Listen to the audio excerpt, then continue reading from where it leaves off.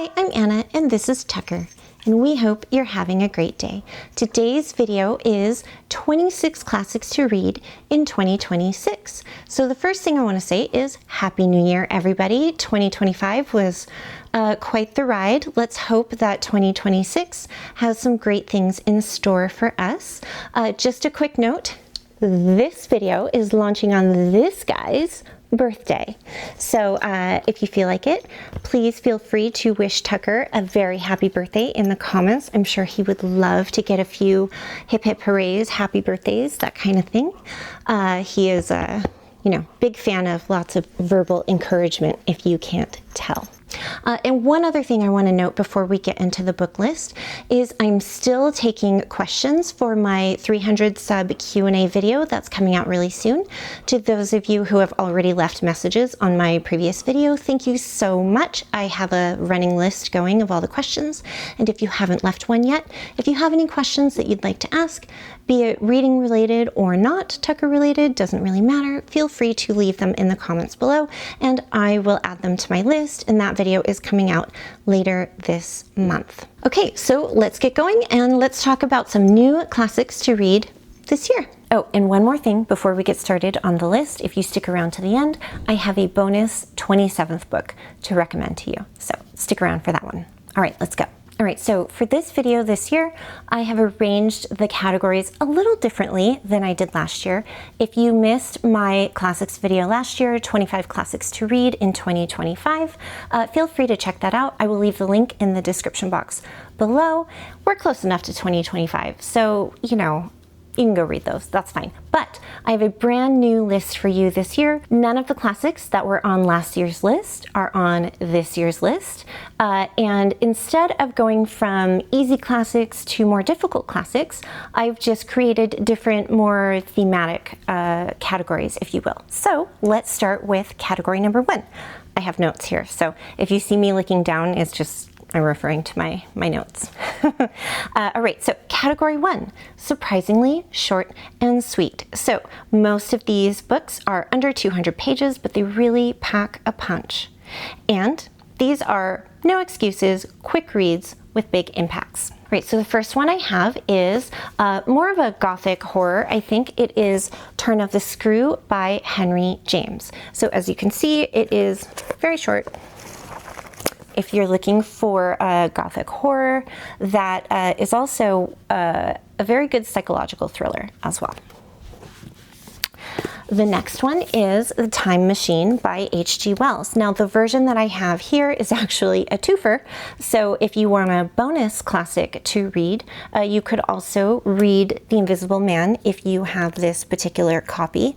I'm not actually putting The Invisible Man on my list this year because it was on last year's list. But I am putting The Time Machine on here. There have been many movies made with this as the source material. I think this is a great classic. It's short and sweet. It's a sci-fi, so if you're looking for something a little outside of the normal realm of where classics tend to dwell, this is a great one to pick up. The next one is actually a series of short stories, and there are a couple of those that feature in this category. The first one is Dubliners by James Joyce. So I picked this one up in the summertime, I think, on one of my book hauls. But the thing about this is, even though it's very thick, it actually is a series of short stories about Dubliners, people in Dublin. And so I don't remember how many. Okay, so it looks like there's maybe 12 short stories in here or so. And they all kind of feature different elements of being a Dubliner in the 1800s. The next one is also a short story. It is The Strange Case of Dr. Jekyll and Mr. Hyde. So I believe this book was on my Popcorn Classics video. If you want to go check that out, I'll leave that in the description box below as well. But again, this is less than 100 pages, I think, and this particular copy has other short stories in here, and so it makes for nice, quick reading. And the last one in this category, this is a newer book, a newer release, but it's got classic short stories in it, and that is After Midnight by Daphne du Maurier. You can find the short stories that I'm going to recommend in lots of different versions of Daphne du Maurier short story classics. This is just the one I happen to have on hand. So the specific short stories that I'm recommending are The Birds, which is actually what the Alfred Hitchcock movie is based off of, The Alibi, which is just a really interesting look into what it might be like to have the mind of a serial killer, The Apple Tree, and The Blue Lenses. Those were 4 of my favorite stories that were in here. They're all a 1 to 2 hour read, and they're fantastic. All right, category number 2, feeling nostalgic. All right, so I have 3 books in this category, and it features children's classics that might hit differently as an adult. If you feel like revisiting childhood favorites or you want to discover them for the first time, these are fun, light, and perfect palate cleansers between heavier reads. The first one is Peter Pan by J.M. Barrie. So this story, if you've never actually read it and you've only seen the movies, is actually quite different than the Disney movie that you might remember as a child. It's very well written, and honestly, it's a classic for a reason. So if you feel like you need to take a quick trip to Neverland, which honestly, sometimes I think we all feel like that, especially these days, this might be a great one to check out. Another childhood classic that might be great to pick up this year is one that I personally loved reading when I was a little bit younger, and that is The Secret Garden. This actually is my copy from when I was a teenager, and so, you know, you can see it's a little beat up. It's been read several times. But there's a movie that came out a couple of years ago. There's several movies having to do with this story. So, you know, this story is a classic. It's evergreen. It's always popping up wherever you look. And there's a reason. It's a great, great read. And the last nostalgic favorite is a bit of an odd choice, I think. I don't know how many of you have actually read this out there, but it was one of my favorites growing up, and that is Pippi Longstocking by Astrid Lindgren. Lindgren? No, Lindgren. So I grew up watching the Pippi Stocking movies, you know, with the red hair parted down the middle and the crazy braids going up, and she's just this fun-loving character. So if you need a bit of levity in your life and something easy to read and something that's going to make you laugh and be merry, I highly recommend Pippi Longstocking. It's really great. All right, category 3 is Strong Women Leading the Way. So these books are all by female authors and feature female protagonists who don't play by the rules. These are feminist classics before feminism was trendy. Women who are breaking the rules and taking names. Now, there are repeat authors on this list because if you read a lot of classics, you also know women authors are kind of hard to find in classic literature, at least before the 1940s or 50s. So you'll find a couple of repeats, but I don't think that's a problem. The first one I have is The Tenant of Wildfell Hall by Anne Bronte. So up until last year, I always knew about Charlotte Bronte and Emily Bronte, right? Charlotte Bronte, Jane Eyre, Emily Bronte, Wuthering Heights. Very popular, very famous books. Then I read a historical fiction as an arc last spring, and it was about the Bronte sisters. Turns out there was another sister, Anne Bronte, and those 2 books, Jane Eyre and Wuthering Heights, were published originally as a 3-book deal with their sister Anne.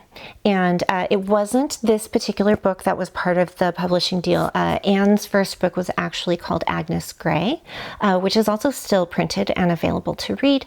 But I chose The Tenant of Wildfell Hall because I think it's a little more popular to choose. I think it has a little bit more notoriety to it, and I have a copy of it. So this is on my list to get to this year. I bought it last year as part of a video that I did for obscure classics. So this one is a bit more obscure, but I highly recommend this one. I've heard good things about it. The next one on my list is probably not going to surprise you, and it made this year's list because I think it is very current to what's going on in the world, especially for those of us women in the United States, and that is The Handmaid's Tale by Margaret Atwood. I have a copy. This is a recently purchased copy. I have not actually read this book. I don't know how I got to my 40s without reading this, but I did. So this is very high up on my list to read for myself, my personal self, this year. Yeah, I just think it's a really important story. I know what it's about, even though I haven't actually read it. And so I think it is something that everyone could benefit reading. Maybe some people took it a little too literally. That's scary. But yeah, so I think this one is very timely and very 2026. The next three I don't actually have physical copies for, so I'm going to put covers up here. But like I said, repeat authors. So we're going to stick with the Margaret Atwood theme, and I'm also going to recommend Alias Grace by Margaret Atwood. Now, this is a book that she wrote in the 1990s, so it's like very modern classic, but I think that this still works. And I have not personally read it, but I did watch the miniseries that was on Netflix a couple of years ago, and I think it's still available. It was very good, and so I highly recommend it, and I'd really love to read the book itself. The next recommendation I have, of course, I have to put an Austen book on this list. Last year, it was Pride and Prejudice. This year, it's Emma by Jane Austen. So I haven't read Emma personally, but I have seen the movie and I've heard a lot of great things about Emma. And the last feminist book on my list is by Charlotte Bronte, but it's not Jane Eyre because Jane Eyre made my list last year. And while Jane Eyre is my favorite Bronte novel and my favorite classic in general, I was trying to do something new this year. So this year, I'm going to say everyone should read Villette by Charlotte Bronte. It is her other very famous work. Charlotte wrote a lot of books, but her two famous works are Jane Eyre and Villette. I have not read Villette. I personally haven't decided if I'm going to read it. I've heard that it is one of the more difficult classics to read, and because of my TBI brain issues, I'm not entirely sure that it is wise for me to pick that one up. So that one's a bit of a question for me. But most of you out there do not have my challenges, and so I'm not putting together this list based on my challenges necessarily. I am just kind of putting out a wider general audience list. So those are the feminist classics that I recommend would be great reads for 2026. All right, so category 4 is obscure classics. Let's try to bring these ones back. So these are hidden gems that I think deserve a little more love. Let's make these so popularly read this year that they can't be ignored anymore. They're underrated masterpieces that need their moment. So many of these featured on my Obscure Classics video that I put out several months ago, so I'm just kind of bringing attention to the ones that actually speak to me the most this year in this moment. But if you want to go check that video out, I will leave a link in the description box below because there are other books on that list that are not in this video. But the first book I have is the lost novel. It is Paris in the 20th Century by Jules Verne. So there is a fascinating story that goes along with this particular novel, and I go more into it in that Obscure Classics video. But this is a classic that was only recently discovered and printed. It was Jules Verne's his first novel that he wrote, but it was never published. His publisher originally told him it wasn't good enough, and so it was hidden. And in the 1990s, some family members found it cleaning out some trunk in some attic somewhere and decided to print it. So that's the short story of this particular book, but it sounds fascinating to me, so highly recommend. Charlotte Bronte is showing up again on this list, but this time it's more obscure than Jane Eyre. and Villette, and that is Shirley by Charlotte Bronte. So this one is about a woman of independent means whose friend, Caroline, is not. And they both struggle with what a woman's role can and should be. Their male counterparts also stand at odds to society's expectations. I believe that this one has just not been as widely read as the other ones. It just wasn't as successful in her lifetime, and so it became more obscure. All right, so the next one on my list is, again, very high up on my personal list to read this year. It's been sitting around in my house for a while, and I've really wanted to pick it up. I just get like distracted with other books, of course. But this one sounds really, really interesting to me, especially because it was written in the 1800s. And that is The Life and Opinions of the Tomcat Murr by E.T.A. Hoffman. Okay, so the premise of this one is literally, it's so absurdist, it sounds amazing to me. It is about Tomcat Murr, who is a lovable, self-taught reading and writing cat. And he has written his autobiography. However, due to a printing error, his autobiography gets split up and spliced and conjoined with a biography about a composer. And so I believe as you read through this novel, you're going to get pieces of Tomcat Murr's life, and then you're going to get pieces of the composer's life. And I think it will probably be kind of difficult to figure out who is who. But again, it just sounds so absurdist that it must work, because 150 years later, it's still being printed and it's still being read. So it must work. If you happen to read this one before I do, please let me know, because I really want to know how good it is. And I might not get to this one for a little while.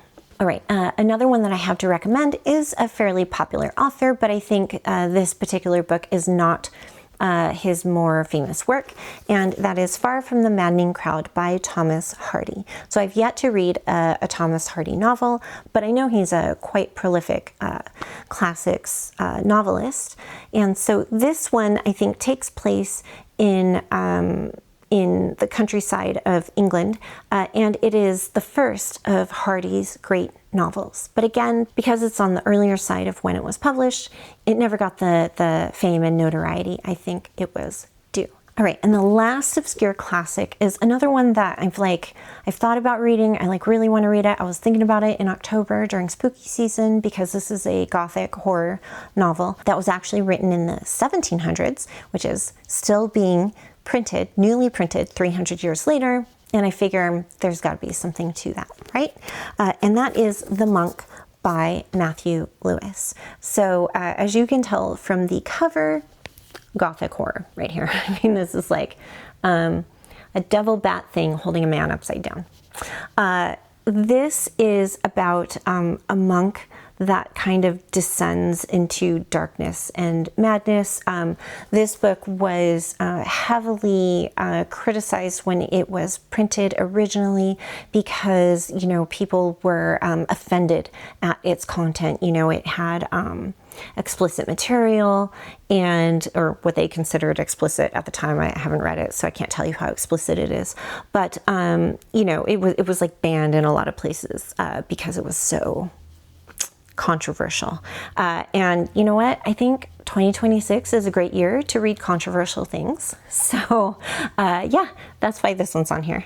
All right, so we are on category 5, and that is adventure and escape, because honestly, we all need a bit of adventure and escape these days, right? So if you need some stories to just get swept away in and just completely forget about life as it is right now, I think these books would be fantastic. The first one is Treasure Island by Robert Louis Stevenson. So the classic swashbuckling tale of pirates, lots of movies. There's even a hotel in Vegas with this theme. it's got to be a fun book, right? This particular copy is very old. This is actually my dad's copy from when he was a teenager. And I got my love of reading from my dad. And so the books that he kept for himself, I have inherited. And this is a treasured copy of Treasure Island, not Treasured Island, a treasured copy of Treasure Island. I can talk, I swear. All right, the next book on my list, I don't have a physical copy of, and I haven't read, but I really, really want to read it, is The Count of Monte Cristo by Alexandre Dumas. Okay, Alexandre Dumas, yeah, French. I don't speak French, so sorry.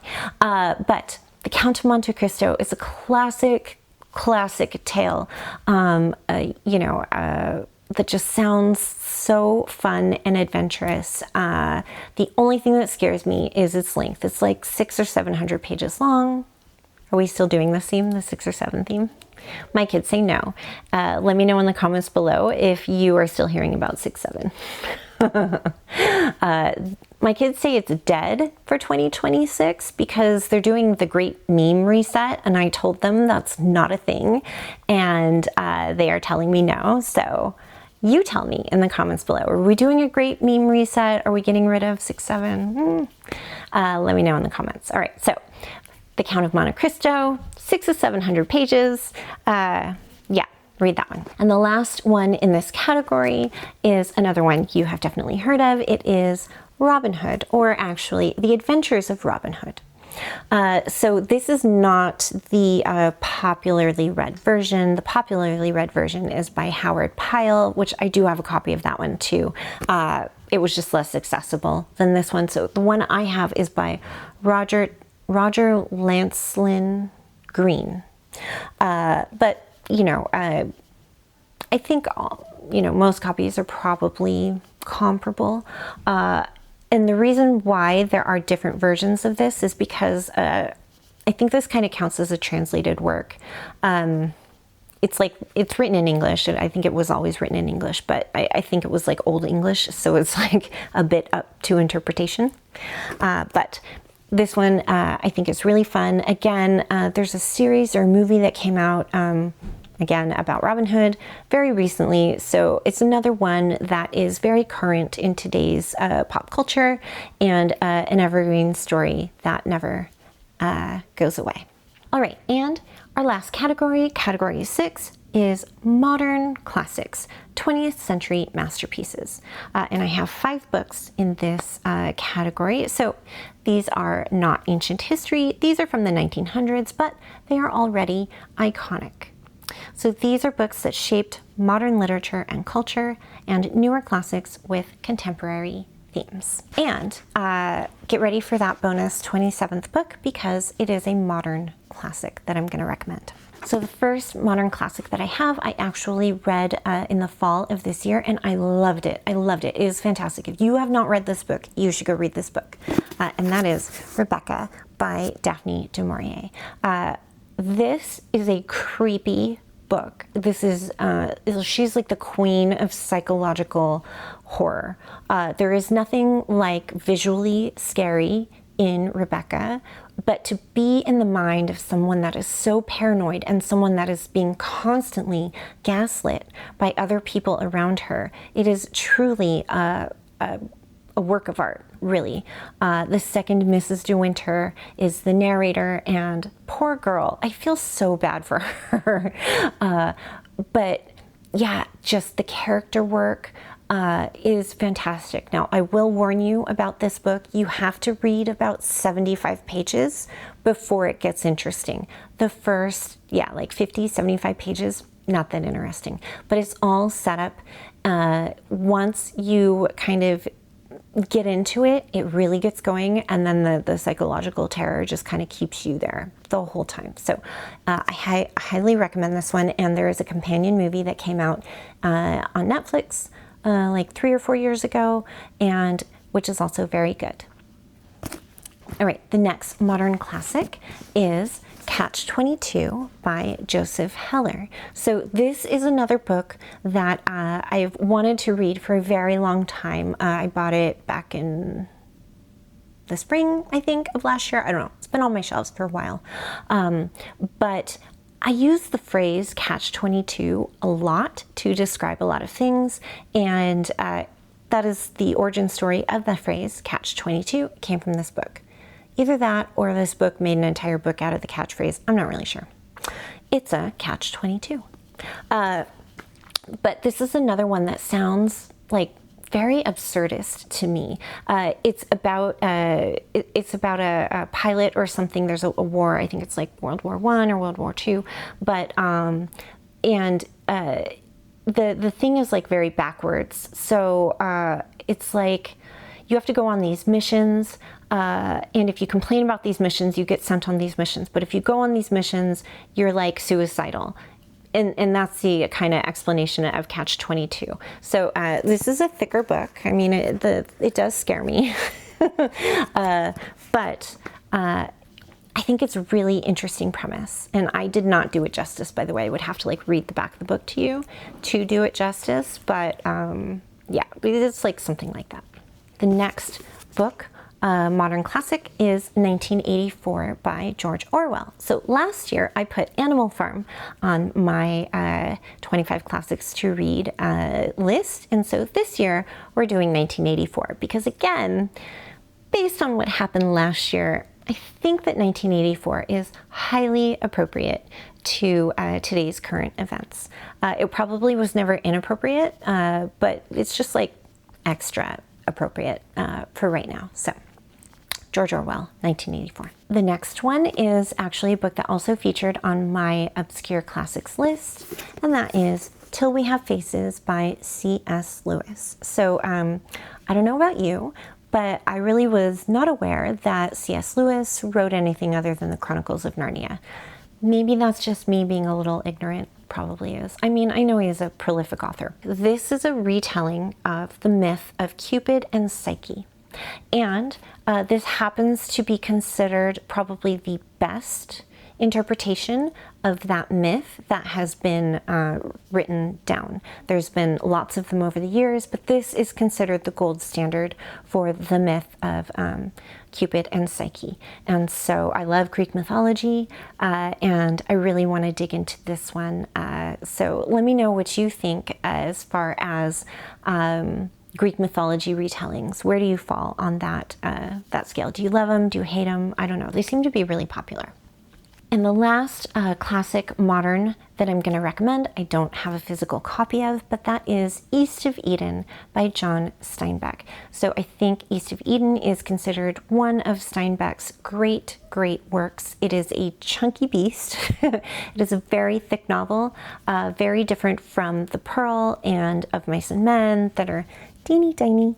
Last year, there was another Steinbeck novel on my list. It was Of Mice and Men. So this year, I'm going from teeny tiny Steinbeck to massive epic John Steinbeck. Okay, so for those of you that have stuck around, thank you very much. You have earned the bonus classic. So even though we are an entire year away from 2027, in which I have to come up with 27 brand new classics to recommend, that's going to be interesting.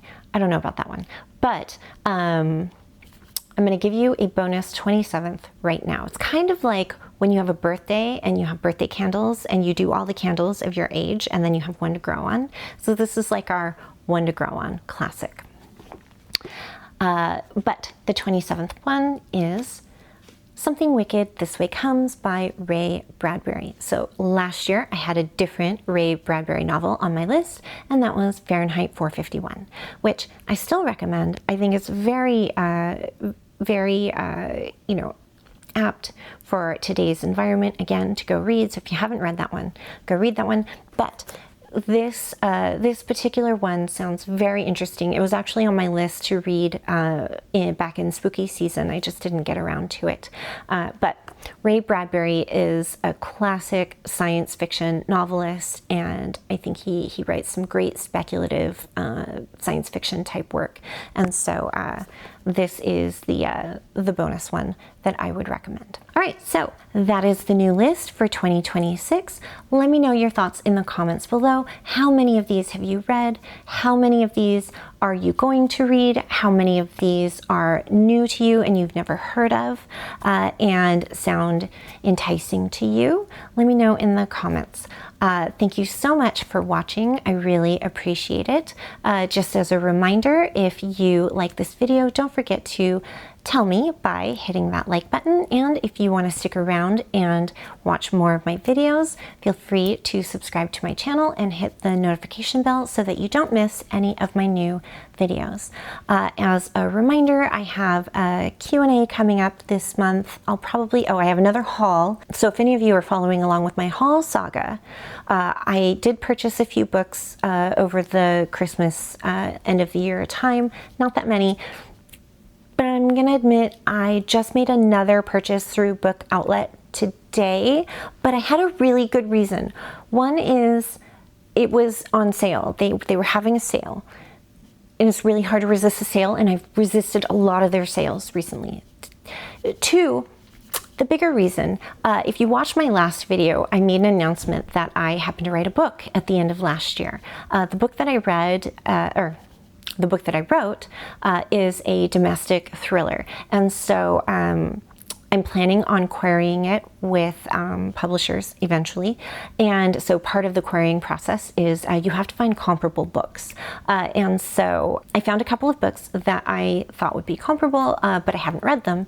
So they were on Book Outlet and they were cheap, so I ordered them. And then I had to order a few more because I had to order enough to get free shipping. You see the problem? This is girl math. I'm doing girl math on booktube in real time to justify my new book purchases. So I think all of those books were thriller based. So if you love thrillers and mysteries, come back for that haul because that's coming up really soon. I didn't go overboard. I didn't buy like 50 books or anything, but I bought like 10. Yeah, like 10. So stick around for that one. But I hope you have a great day. I hope you enjoyed this video and you found a classic or two to add to your list for this year. I hope everyone has a very happy new year, and I will see you in the next video. Bye.